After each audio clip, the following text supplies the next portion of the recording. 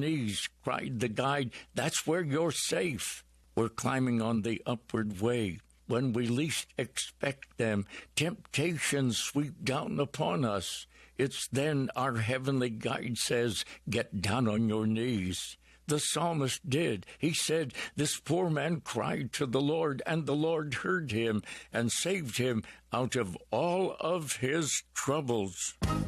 For your free copy of Dr. Guido's daily devotional, Seeds from the Sower, write The Sower, Mentor, Georgia, 30439. Visit us on the web at thesower.com.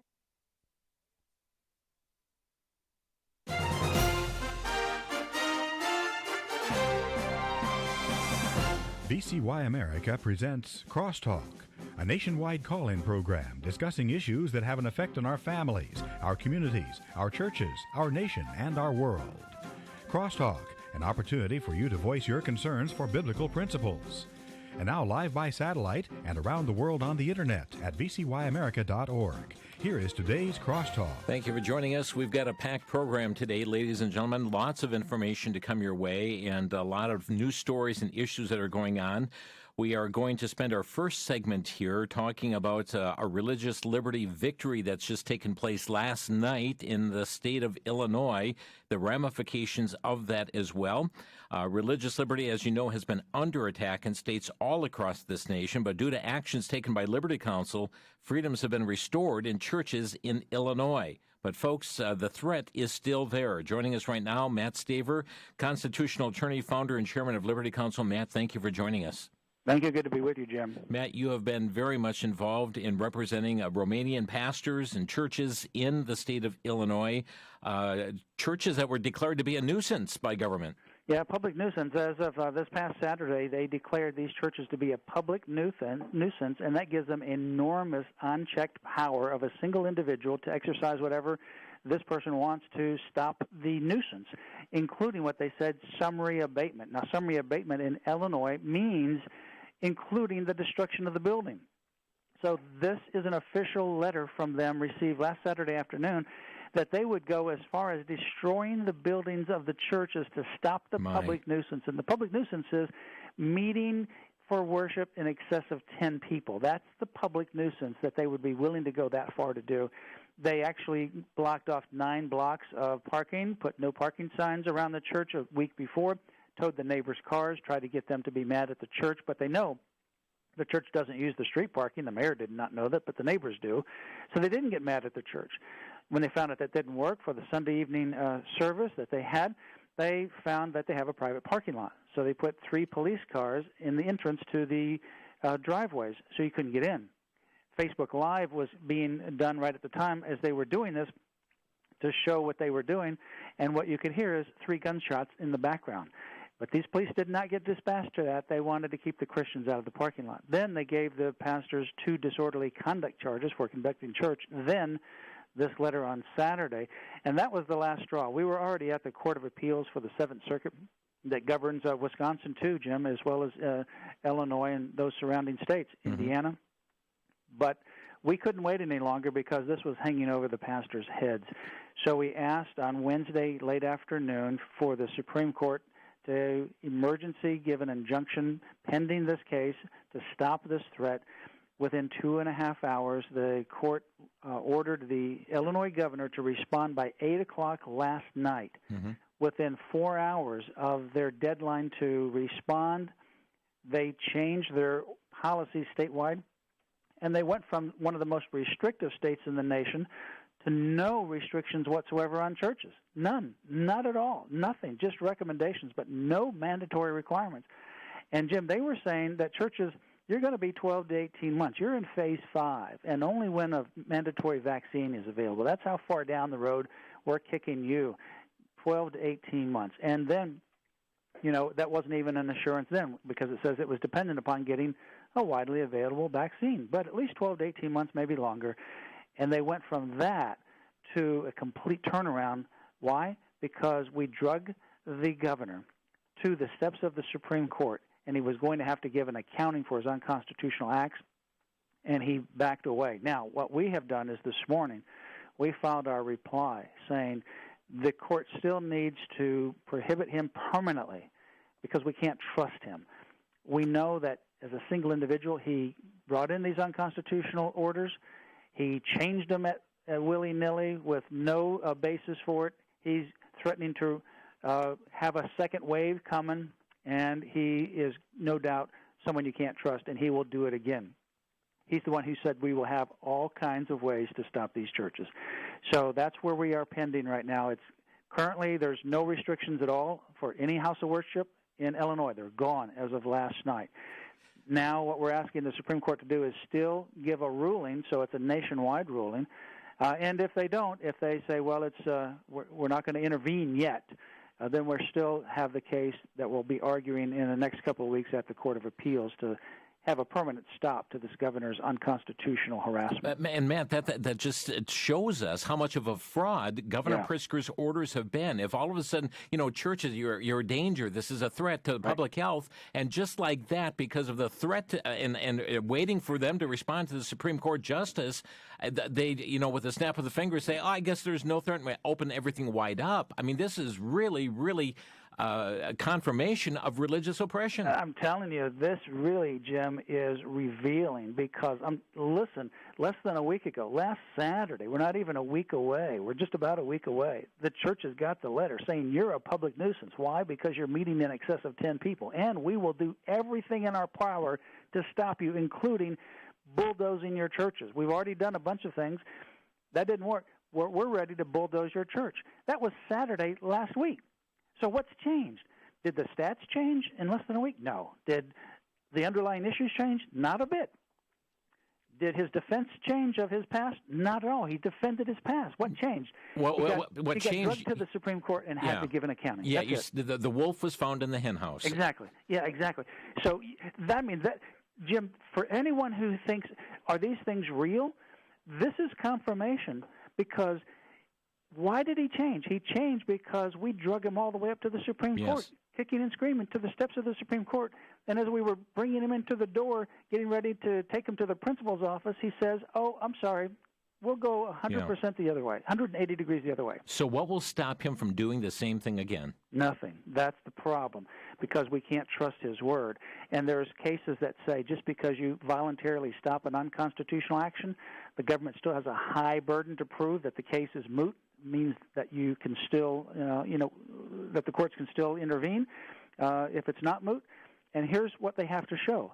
They have to show, one, that they're sorry for what they did before, that they realize that it's unconstitutional. Or they have to at least show that, look, there is no possible way, no way in the world we're ever going to go back to this unconstitutional act. And yet last night, in their brief, even though they said it's moot because they've changed 180 degrees, they defended these unconstitutional orders that we were litigating. And so they have not repented. They have not seen the light, and they do not recognize the errors of their way, and they will go back to them as soon as they get let out of the principal's office. They're going to go back to their old ways again. Yeah. And so that's why this must be pursued. And Matt, what is the usual custom of the Supreme Court? Do they normally say, well, it's not an issue anymore, they cast this aside, or do they really see the severity of these situations? Well, we'll see. In some cases where this is not a new tactic. We've seen this before. The Supreme Court has seen this before. Governments want to, jerk you around, do unconstitutional things to you, and they'll do it until you ultimately challenge them. And then when you finally get in court, they say, oh, well, let's all go home, dust our hands off. Sorry, we let's play nice now. And they've done that before. So there's a lot of case law that says this does not end a case. The only way it does is if you give us evidence, you prove to us that you recognized you're wrong and that there's no way you're going back to that wrong behavior. And that is something the governor has not done. So that's what we argued in our brief this morning, and we'll see what happens. If the court does not choose to intervene at this time, doesn't mean that it won't intervene very soon. What we will do is we will continue our case at the Court of Appeals, and we argue that on the 12th of June. And if that court goes the wrong way, then we're back to the Supreme Court, this time for a full-blown discussion of this case. And on the other hand, if the court goes our way, then the other side will have to appeal, and we'll see what they do. But we're not done by this case by any means. We've got a great victory. That's number one, great victory. No restrictions on churches. Yeah. But number two, We want to make sure, Jim, that we never get drugged through this again, particularly these pastors and churches, and this never happens again. Matt Staver with us from Liberty Counsel. Folks, pray for them. Pray for them. These are costly battles because they're popping up all across this nation. You can stay informed at lc.org, lc.org. If you are the victim of such a thing as well, contact them, 407-875-1776. Matt, we've got a few minutes. I know you're also greatly involved in cases going on in the state of Maine right now. Yeah, we are, and we just filed our briefs there, too, and oral argument will be coming up pretty soon. That's a case where Governor Janet Mills said that there is no churches allowed. Now, what she also did was say, well, we're thinking about changing that after she gets drug up to the Court of Appeals. But, again, you can't trust these governors because that's what they do.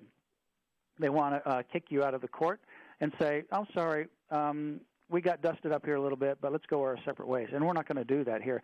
In Maine, they actually have a provision that even when they get ready to start allowing churches, you would have to apply, go through an application process, get approved, and display an approved badge on the outside of your church building. I mean, an approved badge, that sounds like someplace back in the Nazi Germany time where they had to have a Star of David there. And they say that, yeah, whenever we get ready to start letting you meet, we're going to have you apply, you get approved, there's no application process yet, and then you have to display the badge. So they're trying to do some strange things just like the governor of Illinois because they're trying to avoid this Court of Appeals showdown as well. But that's where we are, and we should get a ruling from the Court of Appeals pretty soon on the church restrictions in Maine. And you had victory in Florida, and I understand the churches opened up there. Yeah, churches have opened up all over the state of Florida. We've got no restrictions in Florida because of a case that we represented at the river at Tampa Bay Church where the pastor was arrested. No restrictions there. We're still litigating in Virginia where the pastor got a criminal citation for having 16 people in a 293-seat sanctuary. Just 6 people over the governor's magic number. That's still going on. We won a big case in Kentucky, no restrictions at all in Kentucky, after we went to the Court of Appeals and won twice, 2 consecutive weekends with Court of Appeal decisions with 3-0 decisions in our favor. Now there's 0 restrictions there, but there's still other states. There's Washington, lots of restrictions, still restrictions in, many, many other states, California and so forth. So we're still fighting the battle all across the country. This coming Sunday, though, many churches, thousands of them, are going to open up for the very first time on Pentecost Sunday, the traditional birthday of the church. And so they will be opening even in these places where these governors say, no, you can't do it. They say enough is enough, and it's time for us to reopen our churches. And for those, Matt, who are feeling the heavy hand of government on these issues, I know you're standing by to assist pastors, churches, and states on this matter. Yes, you can go to lc.org.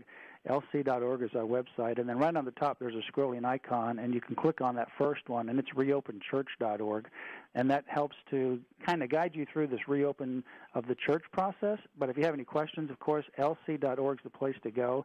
You can get information, keep up to date with what's going on, and you can email us and call us from that website. Folks, we praise the Lord for Liberty Counsel. Keep in mind, 1 week ago, they were vowing to or threatening to plow churches under, to tear them down, to destroy them because of violating the orders of not having so many people, within the building.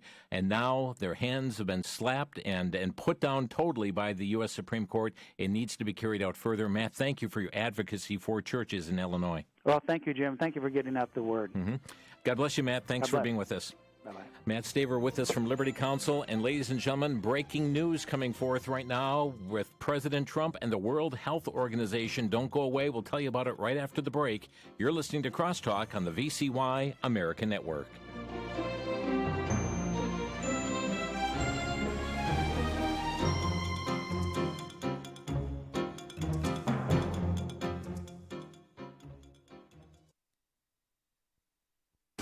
Back to Genesis with Dr. John Morris, scientist and creation researcher with the Institute for Creation Research. Dr. Morris, where do comets come from? Chris, comets pose a very difficult problem for long-age evolution. Many of these comets are short-lived. They last only a few trips around the sun, but yet our solar system is full of comets. Therefore, it can't be very old. Evolutionists have proposed a hypothetical source of comets called the Kuiper Belt. Photographs from the Hubble telescope seem to support the claim. Unfortunately, recent studies of these same photos declare that the Kuiper Belt has not been found. There is no source of comets which would keep our solar system supplied with them. The Bible says that the entire universe was created in Creation Week, along with everything else. It's not billions of years old, and the evidence that we see supports this. Everything goes back to Genesis, and so it should. Thanks, Dr. Morris. For more on creation, visit our website at www.icr.org.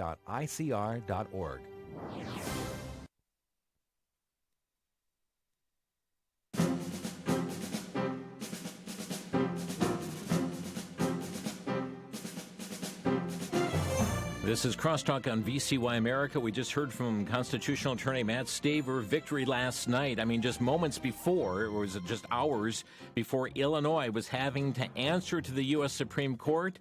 The governor snapped his fingers and said, well, maybe churches aren't such a threat after all, and religious liberty restored in the state of Illinois.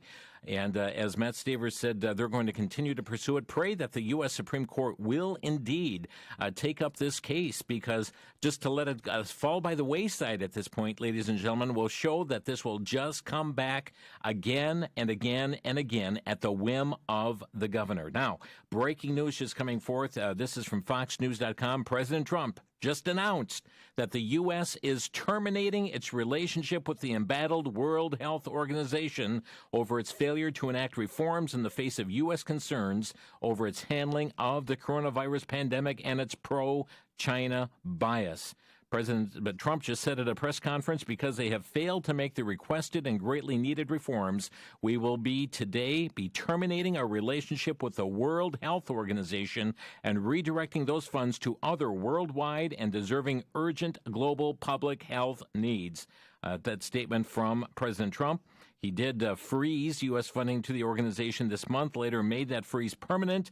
The U.S. had been the top contributor to this agency. And keep in mind, the World Health Organization has been pushing the killing of innocent babies in the womb as being essential during this time of pandemic. So congratulations to President Trump announcing the pulling of funding and terminating relationship with the World Health Organization, a very, very strong pro-communist China bias that's been coming forth from this agency. As you recall, earlier this week, we were speaking with Alex Newman on this very issue.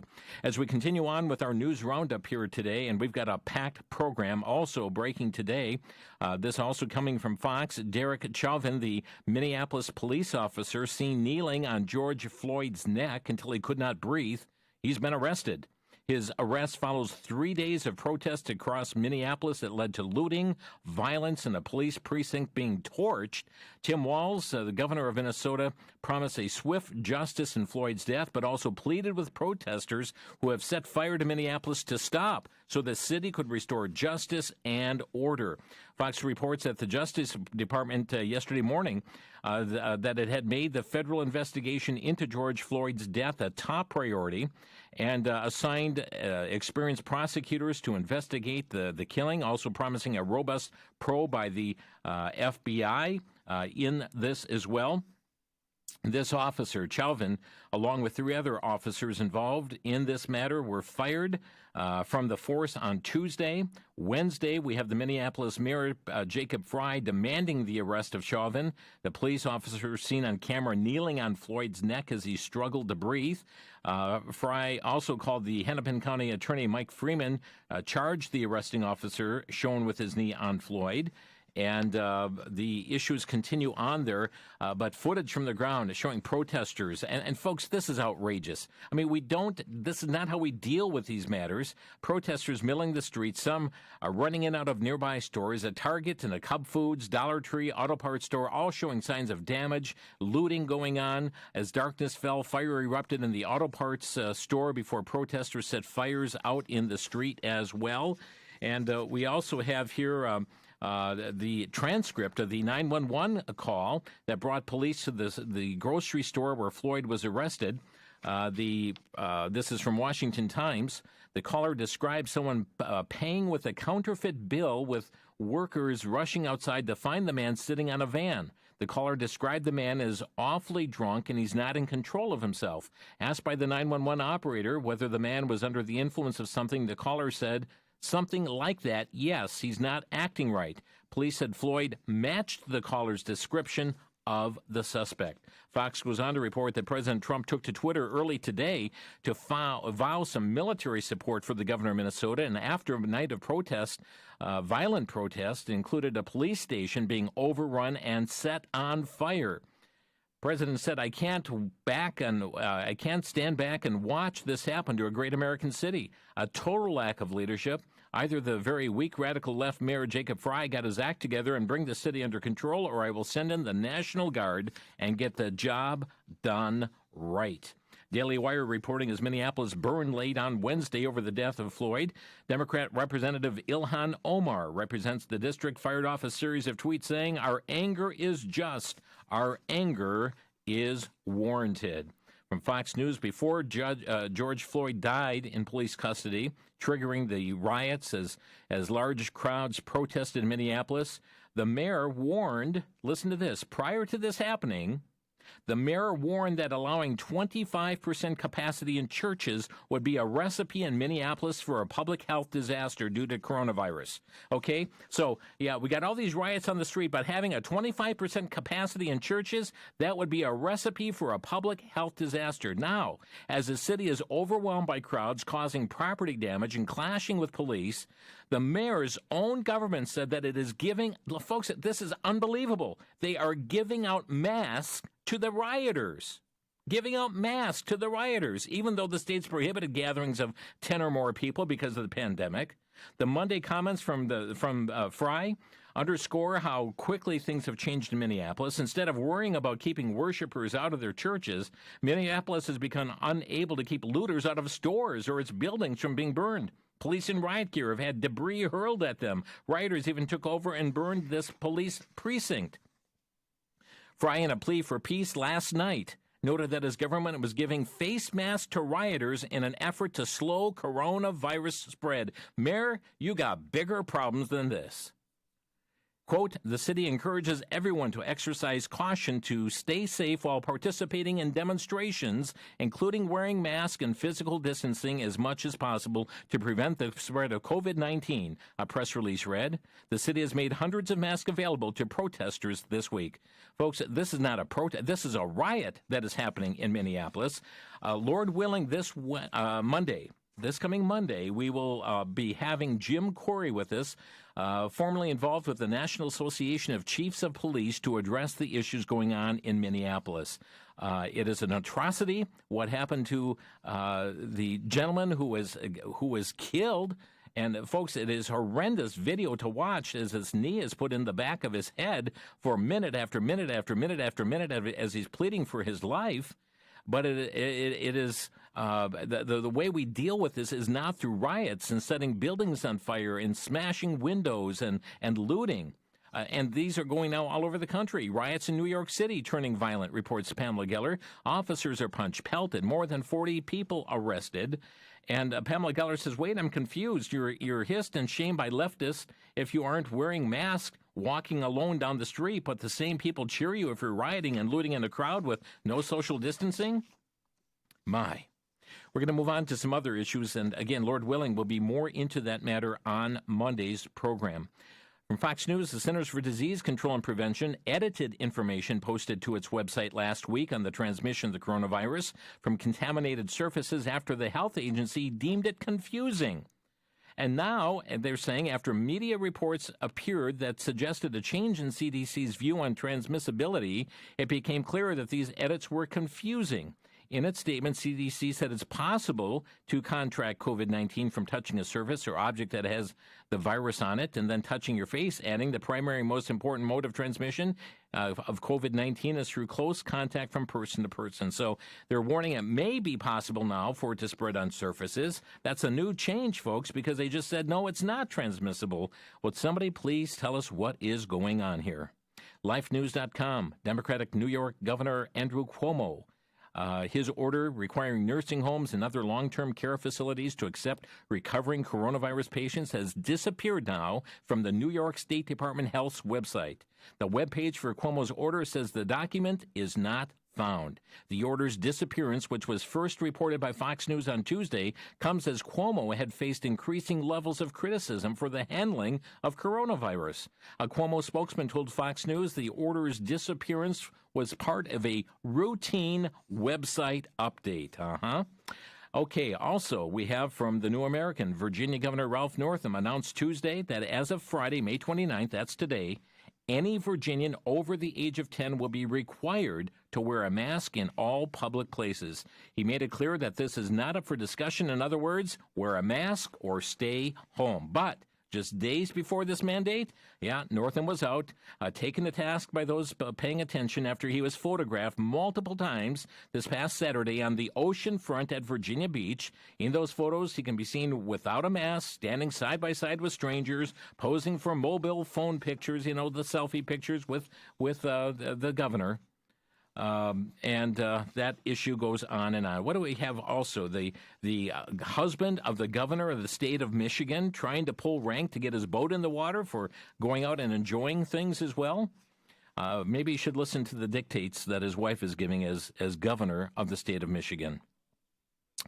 Let's get on to some other topics here today. Christian Medical Association physicians receive support from states, members of Congress, minority groups, medical affiliate organizations, and legal experts who recently filed legal briefs in a case regarding a federal conscience protection rule for health professionals. In New York versus HHS, CMA, and Dr. Regina Frost are defending against attempts by states that want to discriminate against doctors and nurses who refuse to violate their conscience and medical judgment by performing procedures such as abortions or physician-assisted suicide. The case is now in the U.S. Court of Appeals for the Second Circuit. We have CMA CEO Dr. Mike Chupp noting, quote, the HHS conscience rule affirms that our CMA members must be protected from violating their deeply held beliefs as they seek to serve all patients with excellence and compassion. Indeed. And here we have from LifeNews.com, House and Senate members urging the federal court Tuesday to uphold a new conscience protection rule that protects doctors and nurses from being forced to help abort unborn babies. U.S. Representative Andy Harris of Maryland and U.S. Senator James Lankford of Oklahoma led 65 House and 13 Senate lawmakers in filing an amicus brief to the Second Court of Appeals arguing in favor of the rule. Dr. Regina Frost said, if the government forces me to violate my faith and my medical judgment to perform abortions, I will have no choice but to leave the profession. I love the patients I serve. LifeSiteNews.com tells us that 16 unsealed excerpts of sworn video testimony from Planned Parenthood executives were released Tuesday by the Center for Medical Progress, which shows in their own words that Planned Parenthood was involved in obtaining donations of fetal tissue organs from women having abortions only to illegally sell them to middleman organ procurement companies for profit. Video testimony was presented in court trial during last fall in the case brought by Planned Parenthood against the Center for Medical Progress members who were involved in the undercover investigation into their sale of baby body parts. But one particularly incriminating exchange was during the video testimony of Tram Nguyen, the abortion center administrator for Planned Parenthood Golf Course, asked by defense counsel about an email stream between her and the Regional Medical and Surgical Service director of PPGC. She agreed in that email exchange that she wanted to move forward with an attached contract that would have paid them $750 per fetal liver and $1,600. $1,100 bills, folks, per fetal liver and thymus pair. Planned Parenthood, they say in this article, has publicly lied to Congress and the media since 2015 by telling them that they had rebuffed this contract. The evidence shows otherwise. We'll be back in just a minute. You're listening to Crosstalk on the VCY America Network.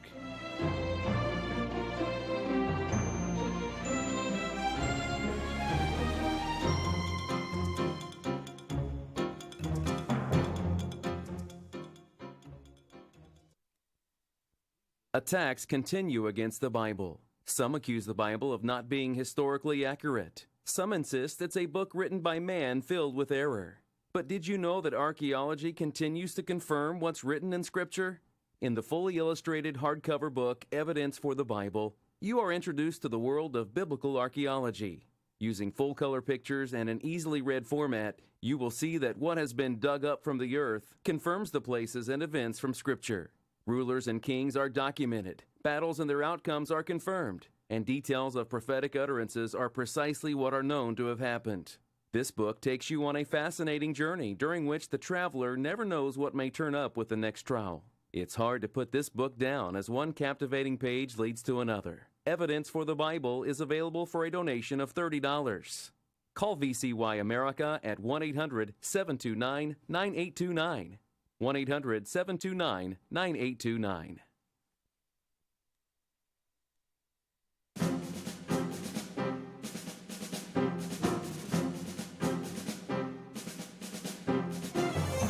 You're listening to Crosstalk on VCY America. Folks, it's amazing how much is unfolding in such a short period of time.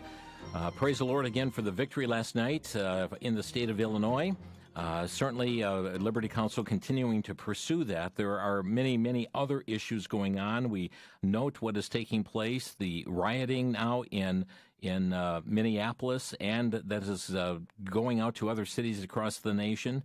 We see what appears to be a very unjust death. I mean, it is just gut-wrenching to watch this gentleman plead for air, that he can't breathe, asking for water, and everything being denied him as he lays face down on the pavement with his hands cuffed behind him. What threat was he at that particular point? Again, Lord willing, on Monday, we'll be delving more into this issue on Crosstalk. Tuesday, Lord willing, we'll be joined by Robert Knight dealing with the topic of voter fraud, mail-in voting, and all those things that are going on.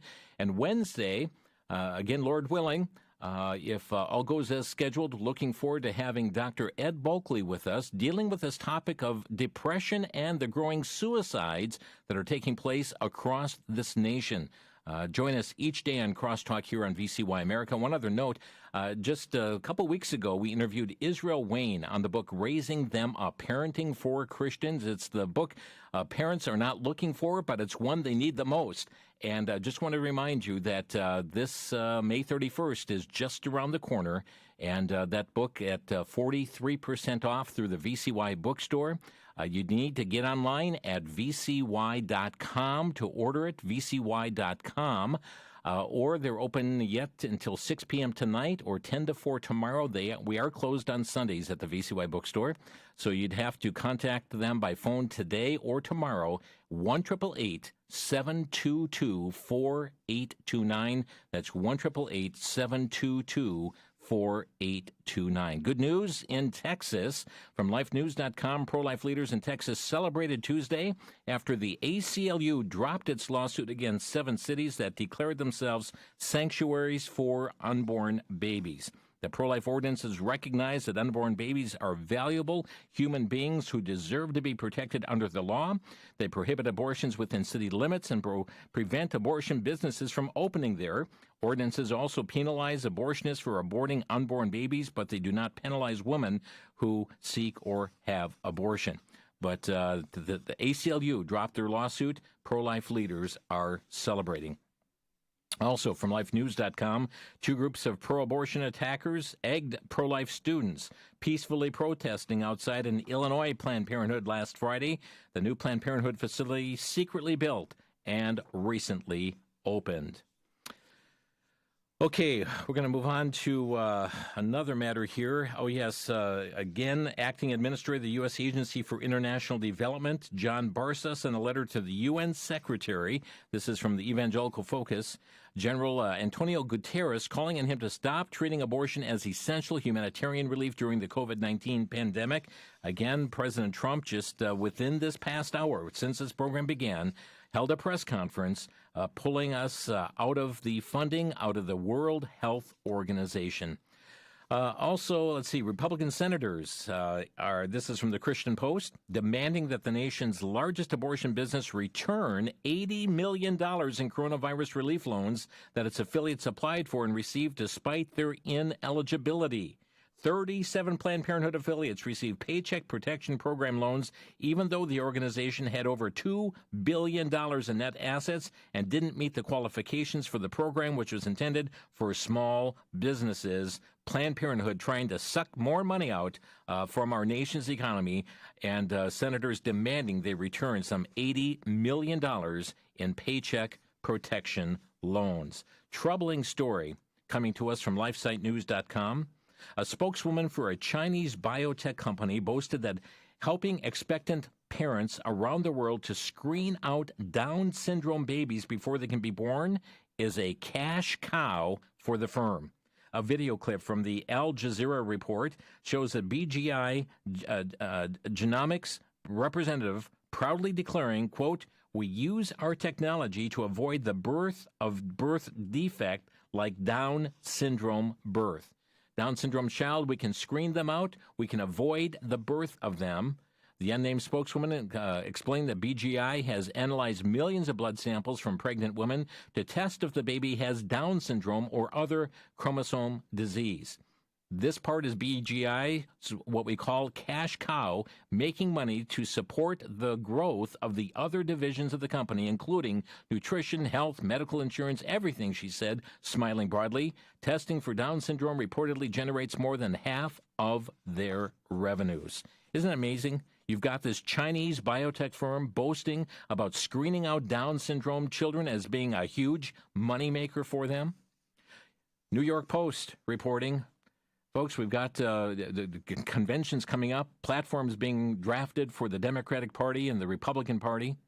This from the New York Post. White House senior advisor Jared Kushner has been overseeing a major attempt to overhaul the Republican Party platform ahead of the 2020 election, according to a report.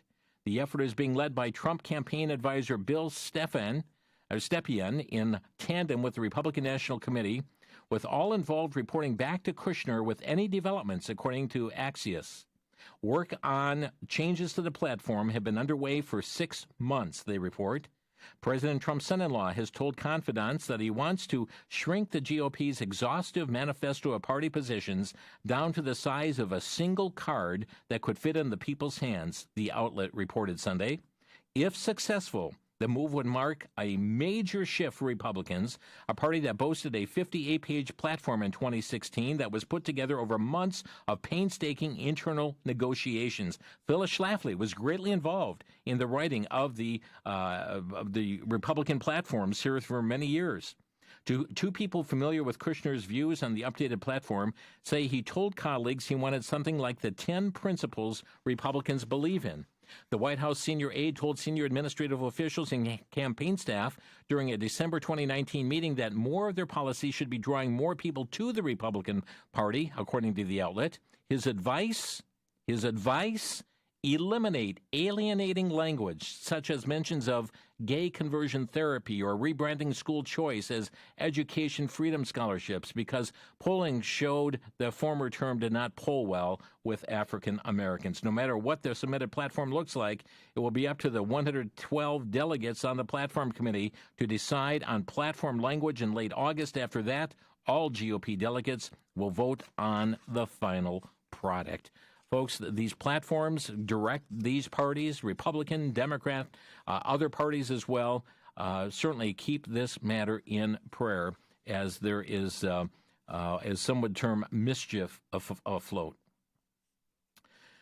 Okay, this is also breaking news that came out this week here as well. This is from FoxNews.com. Flanked by Attorney General Bill Barr, President Trump signed an executive order in the Oval Office yesterday that interprets Section 230 of the Communications Decency Act of 1996 as not providing statutory liability protections for tech companies that engage in censorship and political conduct. This is going after groups like Twitter and other social media for their censorship, viewpoint censorship that is going on.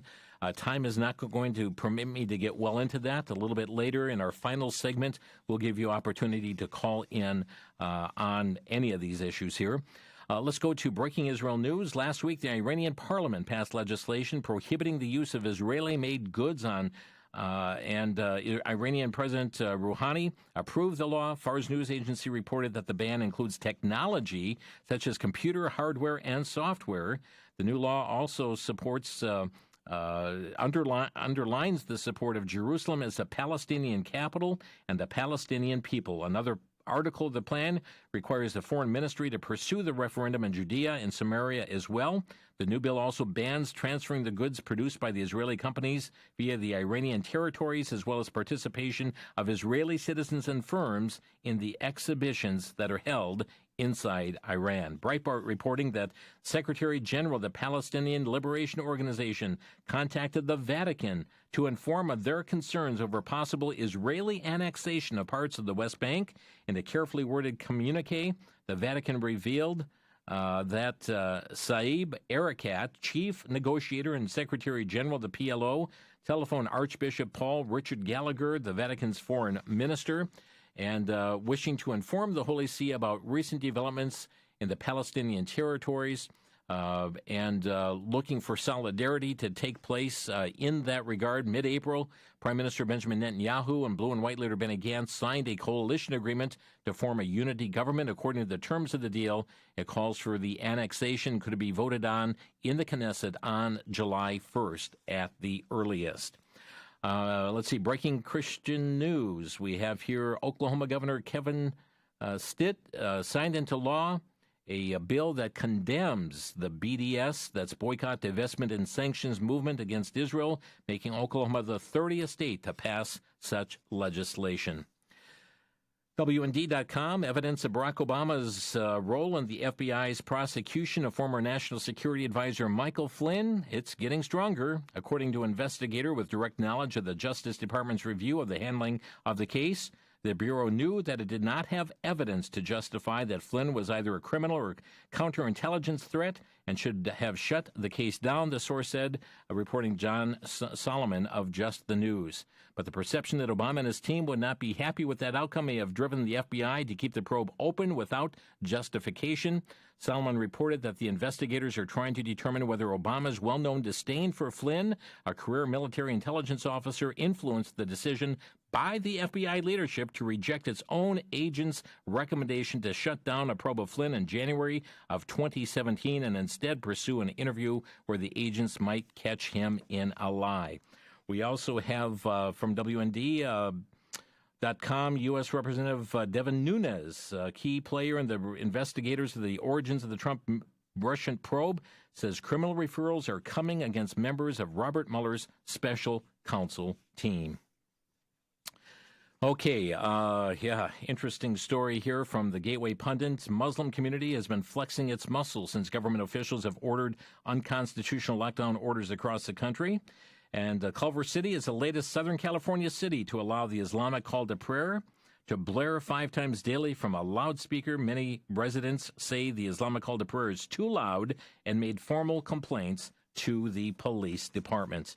And from Jihad Watch, with the end of Ramadan, local Islamic groups are seeking now to make the call to prayer a permanent fixture of life in the United Kingdom. Mosques across Great Britain could begin daily broadcasts of the Islamic call to prayer through loudspeakers after they were given special dispensation to play this during the month of Ramadan. Some 25 mosques in London, dozens more throughout the country began to use public address systems to connect with Muslims last month as they were unable to attend the services. And this is the very thing that Usama Dakdak warned us about. And he said this is going to happen all over this world and expecting it even here in the United States as well. Track Persia tells us an 18-year-old Iranian young woman died of critical burns after her brother torched their house for her marrying a man he did not approve of, state media reported Wednesday. And in Sweden, a Muslim migrant beheads a 17-year-old girlfriend after she broke up with him. Terrible, terrible news that is going on. We're going to take a quick break. Friends, if you'd like to comment on these, we're going to give you the final segment. So much news today. Our phone number to Crosstalk, 800-733-9829. A comment on these or other current news events, 800-733-9829. We'll be right back.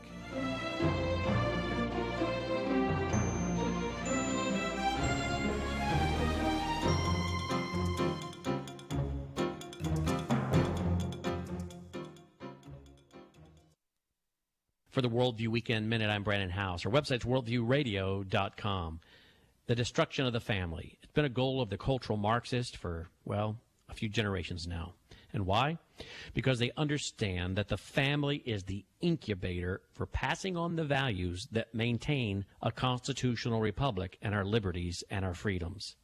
John Adams understood this on an entry dated June 2nd, 1778. He said, quote, "The foundation of national morality must be laid in private families. How is it possible that children can have any just sense of the sacred obligations of morality or religion if, from their earliest infancy, they learn their mothers live in habitual infidelity to their fathers, and their fathers as constant infidelity to their mothers," end quote. In other words, they understood that the value of right and wrong, the laws of nature and nature's God, the foundation of a constitutional republic, must come from the family.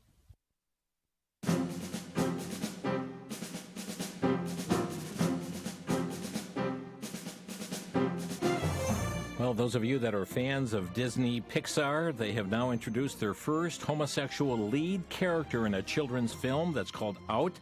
Its first homosexual character, its new short film Out. This is from the Christian Post. The Disney computer animation studio premiered Out on Disney Plus over last weekend. Last weekend through its Spark short series. The new film follows the story of a man named Greg who struggles with coming out to his parents as homosexual before moving in with his boyfriend, Manuel. Okay, let's get to the phone lines. Toma, Wisconsin. Tom is on the air. Go ahead, Tom. Where is the ACLU with all these mosques playing their noise over everybody? You know, the ACLU should be screaming about that, but of course not. They don't want to do that. Yeah, for some reason there seems to be a blind eye given toward those kind of issues. Thank you, Tom, for raising the point. Yep, thank you. Our number 800-733-9829. That's 800-733-9829 today here for Crosstalk. Russell is calling from Salina, Kansas. You're on the air, Russell. Yes, Brother Jim, if this Supreme Court ruling becomes binding on Illinois, will that be binding on all states? That's my question. Thank you. Okay, thank you for the call. Yeah, here's the deal right now with that. So they appealed to the Supreme Court saying that this governor has gone too far in this. The Supreme Court said, okay, and then this territory is overseen by Justice Kavanaugh, who ordered the governor to give justification for his actions by 8 p.m. last evening. Well, the governor did not do that, so what he did was just take away all the restrictions that he had on churches. So he's trying to sweep this under the carpet at this point. That's why Liberty Counsel is going back to this court for them to make a declarative statement and decision on this matter. If the U.S. Supreme Court does that, it will have impact over all 50 states in that regard. So that is critical that the, number one, for Liberty Counsel to continue to pursue this, and then number two, that the U.S. Supreme Court would actually receive that case and make their declaratory opinion on that very matter. Courtney from Miami, Florida, you're on the air. God bless all you saints out there, and I thank you for your program this week. And I just want to read something from 1 John right fast, 1 John 2 and 8. Little children, it is the last time, and as ye have heard, the Antichrist shall come.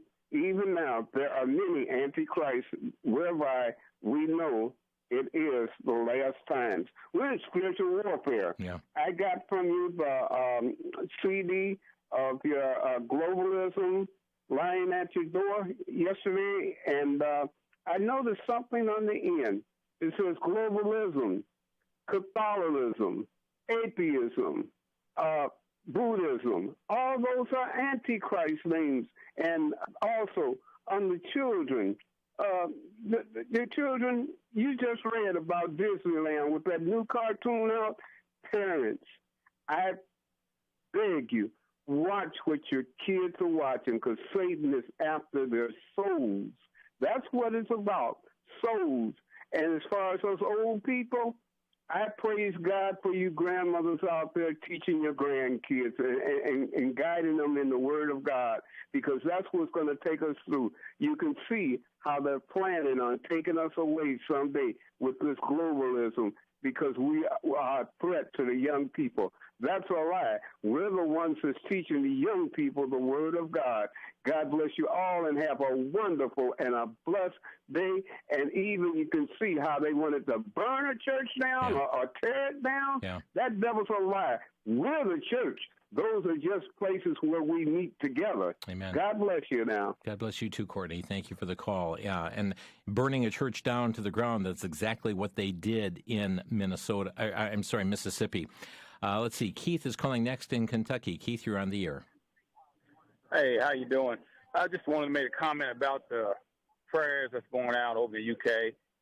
It would be a good idea for just churches to have their prayers out loud before they begin their services. That would always cover up stuff that we don't really believe in that should be done. Yeah.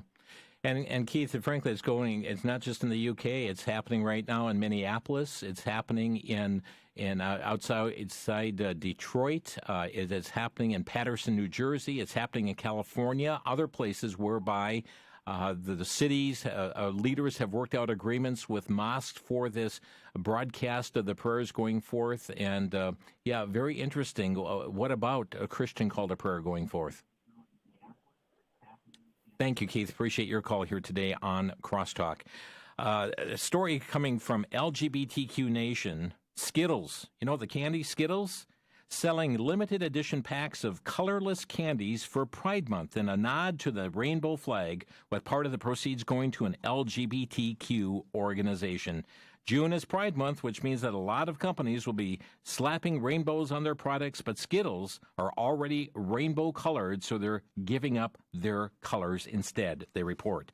Well, keep in mind that the real rainbow has 7 colors to it. The rainbow, the symbol of promise that God had given to Noah, his sons, their wives, as a report regards to not destroying this earth with a worldwide flood once again. 7 colors in the rainbow that God created. That pride flag has 6 colors. It's not a true rainbow at all. Also, a quick news here in closing as well. Department of Education's Office for Civil Rights has issued a letter of impending enforcement action against several public schools that have allowed boys who identify as girls to compete in girls' athletic events. The letter investigated claims that the revised transgender participation policy enacted by several Connecticut schools denied girl opportunities to compete, including in state and regional meets, and to receive public recognition critical to college recruiting and scholarship opportunities. The girls competing against boys lost benefits and opportunities, including advancing to the finals and events, higher level competitions, awards, medals, recognition, the possibility of greater visibility to colleges. The feds declared mandated transgender sports accommodations is illegal. Friends, that's all the time we have today on Crosstalk, and we thank you for joining us. Don't lose heart. Keep your eyes on the Lord. We see all that's happening and these boisterous winds that are blowing all around us, and the waves are getting higher. But keep your eyes on the Lord. Keep your eyes firmly fixed on Him, the author and the finisher of our faith. It's critical in times like these, and to let our light shine before others, to be salt, to be light in this world in which we live. It's no accident. The Lord has you here for such a time as this. Make sure you do all, whether you eat, drink, whatever you do all to His glory. Thanks for joining us today on Crosstalk.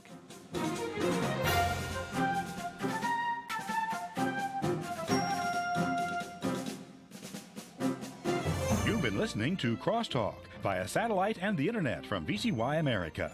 Views expressed may or may not be those of this station. For a CD of today's program, send a donation of $6 or more to VCY Tape Ministry, 3434 West Kilbourne Avenue, Milwaukee, Wisconsin, 53208, or download by RSS or podcast from CrosstalkAmerica.com. And join us again for Crosstalk.